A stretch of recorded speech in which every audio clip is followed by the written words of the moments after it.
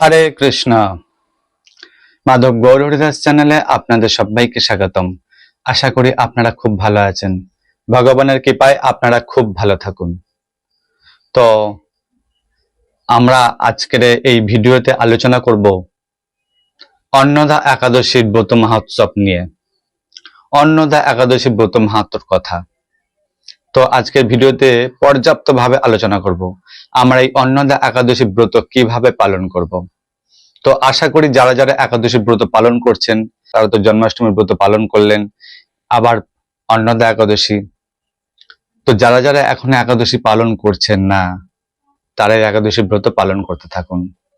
আর ব্রতের মাহাত্ম্য সম্বন্ধে আজকে কিছু গুরুত্বপূর্ণ কথা আপনাদের জানাবো।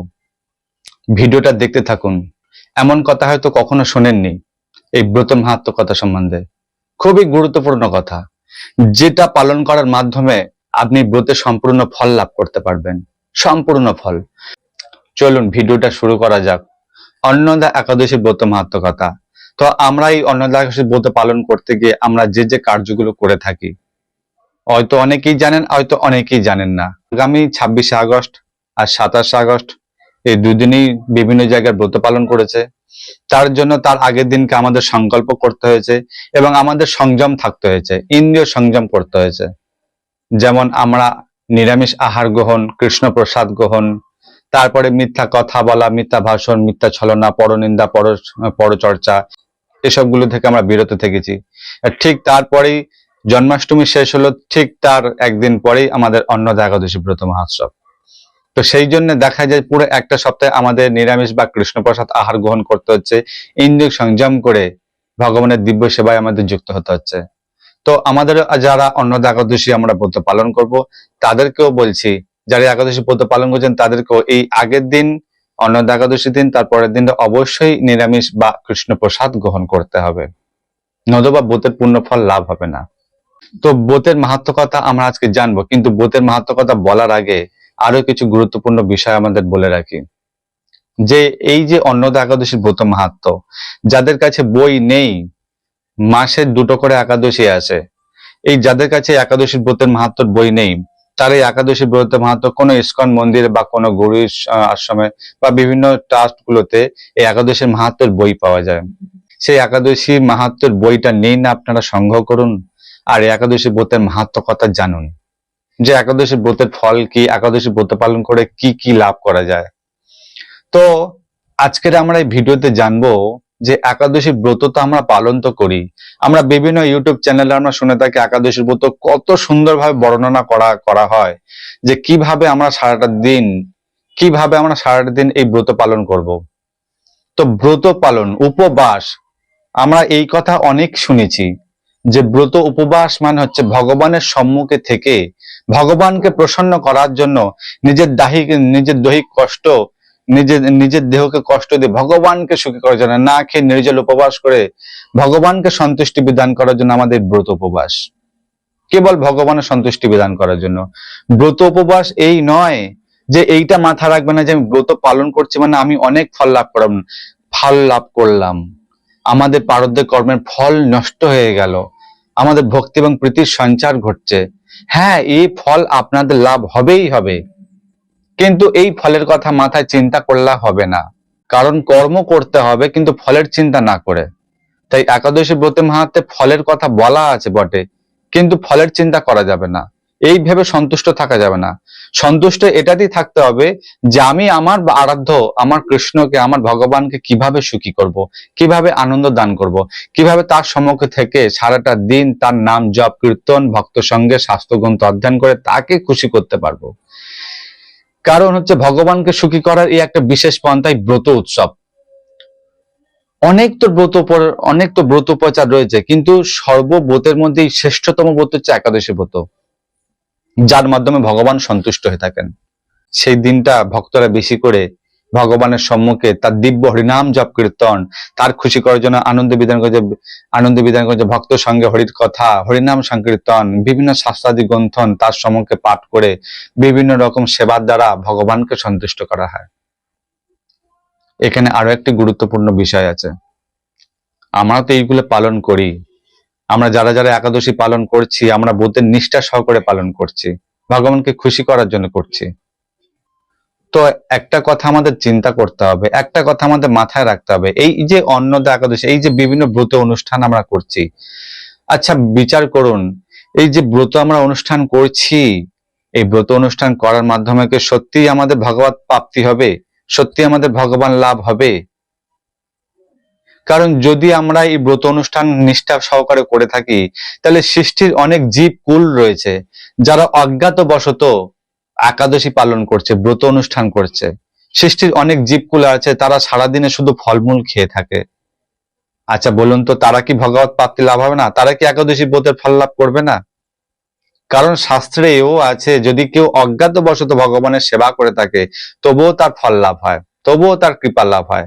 তাহলে বলুন তো, আমরা তো জেনে বুঝে এই ব্রত অনুষ্ঠান করছি, তাহলে সৃষ্টির অনেক জীবকুল রয়েছে যারা সারাদিনে শুধু ফলমূল খেয়ে থাকে, তাহলে তাদের কি একাদশী ব্রত পালন হচ্ছে না? যারা জলে থাকে, যেসব প্রাণীগুলো জলে, তারা শুধু জল খেয়েই থাকে, তাদের কি ব্রত পালন হচ্ছে না? কারণ সৃষ্টির এরকম অনেক জীবকুল রয়েছে যারা আমাদের 365 দিন তারা এই ব্রত পালন করে যাচ্ছে অজ্ঞাতবশত। তাদের চেতনা নেই, কিন্তু অজ্ঞাতবশত তারা পালন করছে।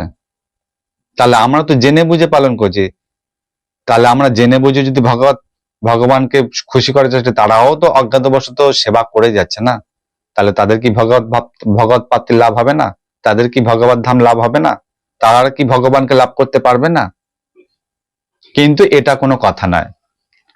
ব্রত আমরা কম বেশি সবাই করছি, কিন্তু ব্রত করার উদ্দেশ্য এটাই যে প্রকৃত যদি সেই ফল, সেই ভগবানের দিব্য প্রেম যদি লাভ করতে হয়, তাহলে বেশি করে এই যাদের জপমালা আছে, এই জপমালাতে বেশি করে জপ করুন, ভজন করুন, বেশি করে ভজন করুন। যত যত ভজন হবে, যত জপ করতে থাকবেন, ততই আপনার ভগবানের প্রতি প্রেম প্রীতি সঞ্চার জন্মাবে, প্রেম এবং ভক্তি জন্মাবে। যত ভজন করবে, কেবলমাত্র ভজন, ভজনের মাধ্যমে ভগবান তুষ্ট হয়ে থাকেন, সন্তুষ্ট হয়ে থাকেন। আপনি যতই ব্রত পালন করুন না কেন, সেখানে যদি ভজন যদি না হয়, তাহলে ভগবানকে সন্তুষ্ট করা অসম্ভব ব্যাপার। যতই ব্রত পালন মধ্যে একটা ফল লাভ হয়ে থাকে, কিন্তু ভগবানকে সন্তুষ্ট, ভগবানকে আনন্দ দান করার জন্য এই ভজনের দরকার আছে।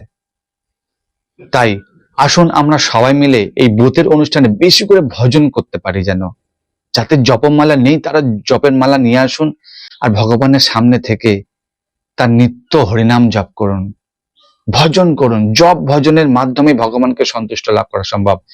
ভজন জপের মধ্যে এত শক্তি আছে যে আপনার খিদেও মিটে যাবে, আপনার খেতে ইচ্ছা লাগবে না। আপনার ভজন শক্তি আপনাকে খিদের শরীরে পুষ্ট যোগাবে। এই ভজনের শক্তি আছে, পাওয়ার আছে। তো সেই জন্য একটাই অনুরোধ, বেশি করে যারা একাদশী এই ব্রত অনুষ্ঠান পালন করছেন, তারাই বেশি করে ভজন করতে থাকুন, বেশি করে ভজন করতে থাকুন। সামান্যতম আহার করুন আর ভজন করতে থাকুন বাকি সময়। আপনাকে ভজনই আপনাকে শক্তি যোগাবে, আপনার শরীরে হৃদয় শক্তি যোগিয়ে দেবে।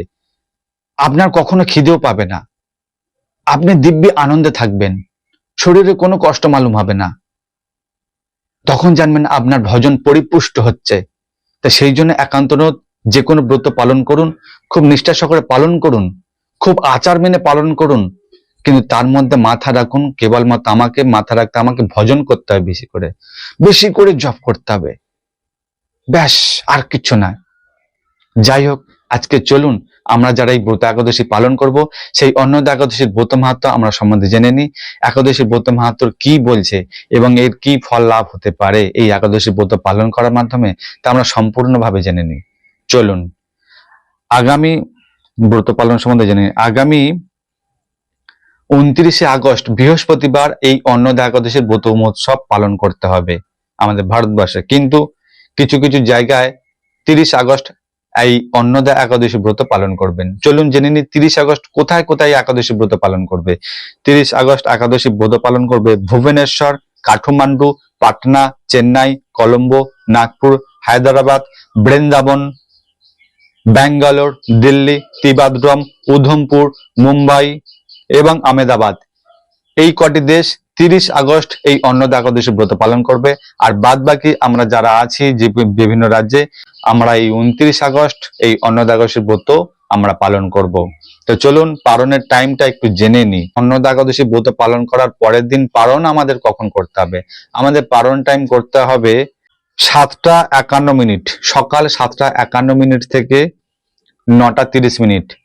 এবং আমরা যেসব রাজ্যে বাস করছি, যারা যারা যেসব রাজ্যে বাস করছেন, সেখানকার পঞ্জিকা অনুযায়ী যে পারণ দেয়া থাকবে সেই পারণ অনুযায়ী আপনাদের পালন করে নিতে হবে।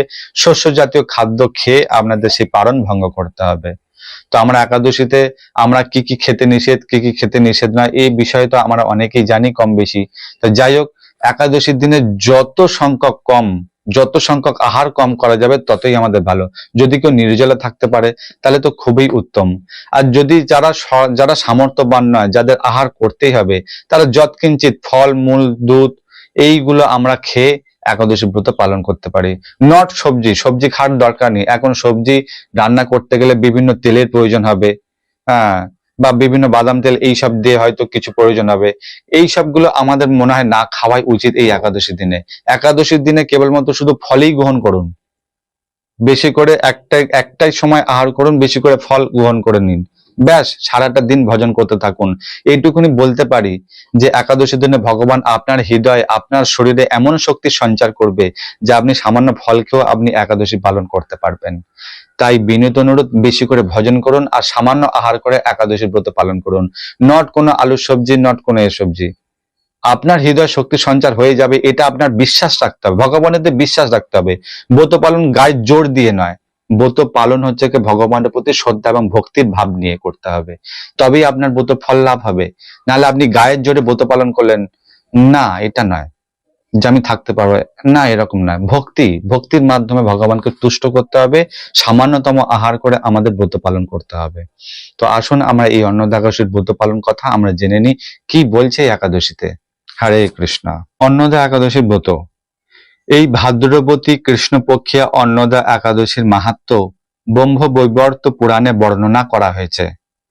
মহারাজ যুধিষ্ঠির বললেন, হে কৃষ্ণ, ভাদ্র মাসের কৃষ্ণপক্ষের একাদশীর নাম কি? তা শুনতে আমি অত্যন্ত আগ্রহী। শ্রী কৃষ্ণ বললেন, হে রাজন, আমি সবিস্তারে এই একাদশীর কথা বর্ণনা করছি, আপনি একাগ্র চিত্তে শ্রবণ করুন। ভাদ্রের কৃষ্ণপক্ষা একাদশীকে বলা হয় অন্নদা। এই তিথি সর্বপাপ নাশেনী। যিনি শ্রীহরি অর্চনে এই ব্রত পালন করেন তিনি সর্বপাপ মুক্ত হন। এমনকি এই ব্রতের নাম শোভনেই রাশি রাশি পাপ বিদূরিত হয়ে যায়। এই ব্রত প্রসঙ্গে একটি পৌরাণিক ইতিহাস রয়েছে। প্রাচীনকালে হরিশ্চন্দ্র নামে এক নিষ্ঠাপরায়ণ সত্যবাদী চক্রবর্তী রাজা ছিলেন।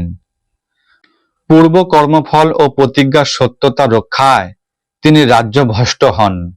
অবস্থা এমন হলো যে তিনি নিজে স্ত্রী পুত্র এবং অবশেষে নিজেকেও পর্যন্ত বিক্রি করতে বাধ্য হলেন। হে রাজেন্দ্র, এই পুণ্যবান রাজা চণ্ডালের দাসত্ব স্বীকার করেও সত্য রক্ষার্থে দৃঢ় নিষ্ঠা প্রদর্শন করেছিলেন। তিনি শ্মশানে মৃত ব্যক্তির বস্ত্র কর রূপে গ্রহণ করতেন। এইভাবে তার বহু বছর কেটে গেল। দুঃখ সাগরে নিমজ্জিত হয়ে কি করি, কোথায় যাই, কিভাবে এই দুর্দশা থেকে উদ্ধার পাই, এই চিন্তায় তিনি দিনরাত্রি বিভোর হলেন। এমন সময় দৈবক্রমে পর দুঃখী গৌতম ঋষি রাজার কাছে এলেন। রাজা মুনিকে দর্শন করে ভক্তি ভরে প্রণাম করলেন। করজোড়ে তার সামনে দাঁড়িয়ে একে একে নিজের সমস্ত কথা জানালেন। রাজা দুঃখের কথা শুনে মুনিবর বিস্ময়াপন্ন হলেন, অবাক হয়ে গেলেন। অত্যন্ত ব্যথিত হয়ে তিনি বললেন, হে রাজন, ভাদ্র মাসে কৃষ্ণপক্ষের একাদশী অন্নদা নামে জগতে প্রসিদ্ধ। আপনি এই ব্রত পালন করুন।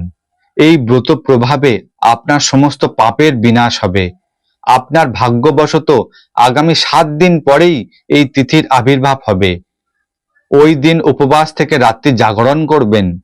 এইভাবে ব্রত উদযাপনে আপনার সমস্ত পাপ ক্ষয় হবে। হে রাজন, আপনার পুণ্য প্রভাবে আমি এখানে এসেছি জানবেন। এই কথা বলে গৌতম ঋষি অন্তর্হিত হলেন। ঋষিগণের উপদেশ মতো তিনি শ্রদ্ধা সহকারে সেই ব্রত পালন করলেন। তার ফলে তার সমস্ত পাপ দূর হয়ে গেল। হে মহারাজ, এই ব্রতের প্রভাব শ্রবণ করুন। যথাবিধি এই ব্রত পালনে বহু বছরের দুঃখ ভোগের অবসান হয়ে যায়। ব্রতের প্রভাবে রাজা হরিশ্চন্দ্রের সকল দুঃখ সমাপ্ত হলো। পুনরায় তিনি স্ত্রীকে ফিরে পেলেন এবং তার মৃত পুত্রও জীবিত হলো। আকাশ থেকে দেবগণ দুন্দুবিবাদ্য ও পুষ্প বর্ষণ করতে লাগলেন। নিষ্কণ্টক রাজ্যসুখ ভোগ করে অবশেষে আত্মীয় স্বজন ও নগরবাসী সহ স্বর্গে গমন করলেন। যে মানুষ নিষ্ঠা সহকারে এই ব্রত পালন করেন তিনি শ্রী হরিচরণে ভক্তি লাভ করে অবশেষে দিব্য ধামে গমন করেন। এই ব্রতের মাহাত্ম্য পাঠ ও শ্রবণে অশ্বমেধ যজ্ঞের ফল লাভ করা যায়। তো আমরা জানতে পারলাম এই একাদশী ব্রতের মাহাত্ম্য কথা। তো বুঝতেই পারলেন যে এই অন্নদা একাদশী ব্রত পালন করলে কি কি ফল লাভ হতে পারে।